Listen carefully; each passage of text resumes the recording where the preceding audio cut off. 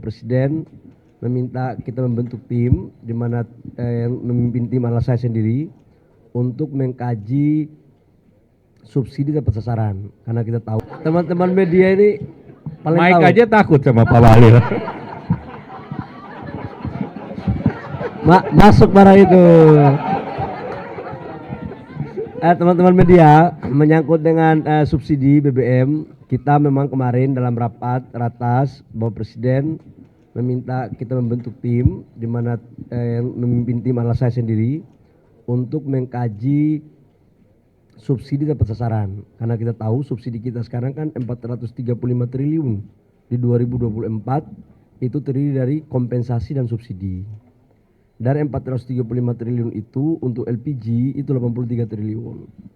Nah, kami mentenggarai dalam berbagai laporan yang masuk baik PLN maupun Pertamina maupun BPH Migas, dari subsidi BBM dan listrik itu melihat ada potensi yang tidak tepat sasaran. Tujuan subsidi itu kan adalah diberikan kepada warga negara yang berhak untuk menerima subsidi. Nah, dalam rangka itu besok kami sudah mulai rapat perdana, sebenarnya sudah rapat terus untuk kita mencari formulasinya.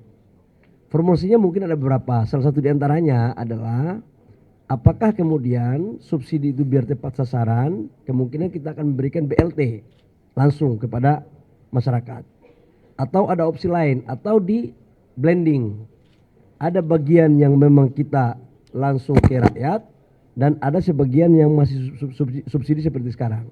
Jadi kita lagi tunggu aja, 2 minggu dikasih waktu oleh Bapak Presiden, jadi 2 minggu ini akan kami selesaikan. Tapi jujur saya katakan ya, kurang lebih sekitar 20-30% subsidi BBM dan listrik itu berpotensi tidak tepat sasaran, dan itu gede.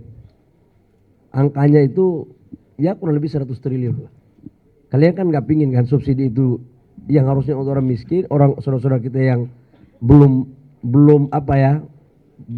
ekonominya bagus, kemudian diterima oleh saudara-saudara kita yang ekonominya bagus. Gitu ya. Assalamualaikum warahmatullahi wabarakatuh. Salam sejahtera buat kita semua. Saya didampingi oleh Pak Menteri Perdagangan, kemudian Menteri Tenaga Kerja, Menteri ESDM, Menteri Pariwisata, Menteri Investasi, kemudian Menteri Perindustrian dan Menteri BUMN. Dan juga dilampingi oleh para wamen lengkap. Jadi rapat koordinasi hari ini, rapat koordinasi terbatas, itu dilakukan untuk menindaklanjuti daripada retreat di Magelang untuk membahas apa yang ditargetkan oleh Bapak Presiden. Dan tentu dari hasil pembahasan ini kami akan segera melaporkan ke Bapak Presiden. Ada beberapa hal yang menjadi catatan dalam rapat hari ini, yaitu pertama terkait dengan keputusan MK, pemerintah menindaklanjuti keputusan MK terkait dengan ketenaga kerjaan, dan Menteri Tenaga Kerja akan segera mempersiapkan regulasi yang akan didorong, dan terkait dengan undang-undang ketenaga kerjaan itu juga ada konsekuensi dari perubahan nomenklatur pemisahan Kementerian Tenaga Kerja dengan BP2MI, sehingga tentu ada konsekuensi terhadap perundang-undangan juga. Kemudian juga beberapa arahan Bapak Presiden terkait dengan devisa hasil ekspor kami sedang siapkan PP-nya. Kemudian juga sedang disiapkan yang terkait dengan UMKM, yaitu RPP hapus buku dan hapus tagih dari bank dan lembaga LK, kementerian dan lembaga. Kemudian juga terkait dengan berbagai perpres dan PP yang sedang dalam proses. Beberapa insentif prioritas yang sedang berjalan diusulkan untuk dilanjutkan ke tahun depan, dan ini akan segera dibahas juga dengan Kementerian Keuangan, yaitu terkait dengan PPN ditanggung pemerintah, PPNDTP, PPNBM maupun PPNDTP untuk kendaraan bermotor berbasis listrik dan mobil berbasis listrik. Kemudian juga PPNDTP untuk properti, kemudian juga penyelesaian beberapa terkait dengan regulasi kredit usaha rakyat, kredit Al-Sintan, dan juga sedang akan diusulkan usulan baru untuk kredit investasi atau revitalisasi daripada industri berbasis padat karya. Kemudian beberapa program kerja juga disiapkan terkait dengan revisi dari jaminan kehilangan pekerjaan dan regulasi platform serta integrasi daripada program siap bekerja dan kartu prakerja. Dari Kementerian Perindustrian tentu beberapa program terkait dengan lartas import, fasilitasi pelabuhan import dan harga gas bumi tertentu untuk beberapa sektor industri, dan pemerintah akan membuat gugus tugas atau task force untuk pembahasan secara detail. Kemudian juga pengamanan pasar dalam negeri akan didorong UMKM supaya bisa ekspor, dan ini tentu akan dibahas dengan KL terkait.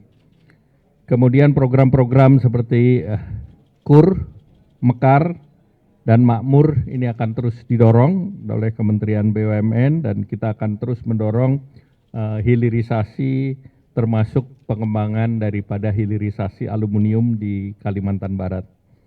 Kemudian dari segi energi, peningkatan lifting migas, kemudian pemanfaatan yang lebih luas terhadap biofuel, bioetanol, dan juga yang sedang dibahas dalam Satgas ataupun Task Force subsidi tepat sasaran di Kementerian ESDM. Kemudian juga terkait dengan investasi, terkait dengan tax holiday, ini sudah dari Kementerian Keuangan sudah keluar, tentunya ini bisa lebih diefektifkan. Tentu perbaikan dari OSS, terutama dengan kementerian lembaga terkait, termasuk Kementerian Kehutanan, Lingkungan Hidup, Badan Pertanahan, ATR BPN, dan juga PUPera, beserta 18 kementerian lain yang terintegrasi dalam sistem OSS. Kemudian juga tentu dari segi kegiatan pariwisata akan terus didorong program Indonesia Berwisata atau Tourism 5.0, dan salah satu yang sedang dibahas terkait dengan harga tiket yang lebih kompetitif. Nah, itu tentu akan dibahas dengan Kementerian Perhubungan dan juga dengan Pertamina. Dan yang lain tentu perjanjian perdagangan dari Kementerian Perdagangan, selain pengamanan pasar negeri, pasar dalam negeri, juga perjanjian-perjanjian yang diminta untuk diakselerasi, yaitu EU dengan EU SEPA, kemudian juga dengan Kanada dan Peru. Nah, tentu ini yang akan terus didorong, dan juga proses aksesi daripada BRICS, OECD, dan CPTPP. Demikian, mungkin ada pertanyaan? Silakan. Sejauh ini seberapa besar dampaknya ke pertumbuhan ekonomi? Terus untuk pertanyaan kedua untuk Pak Rosan, kemarin kan Ibu Sri Mulyani udah menerbitkan aturan soal perpanjangan investasi, Pak, dan sejauh ini insentif. Terus pertanyaan ketiga, Pak, untuk Pak Airlangga lagi, dalam undang HPP kan, Pak, insentif PPN. Baik, terima kasih. Tadi pertanyaannya karena banyak jadi lupa. Jadi kalau yang kelupaan nanti dijawab tertulis. Jadi ini macam Pertanyaan pertama untuk Pak Airlangga soal ini, Pak, pertimbangan insentif. Ada aja. Yang pertama tentu pertimbangannya kita lihat daya beli masyarakat yang masih relatif rendah, sehingga kita perlu memacu untuk pertumbuhan.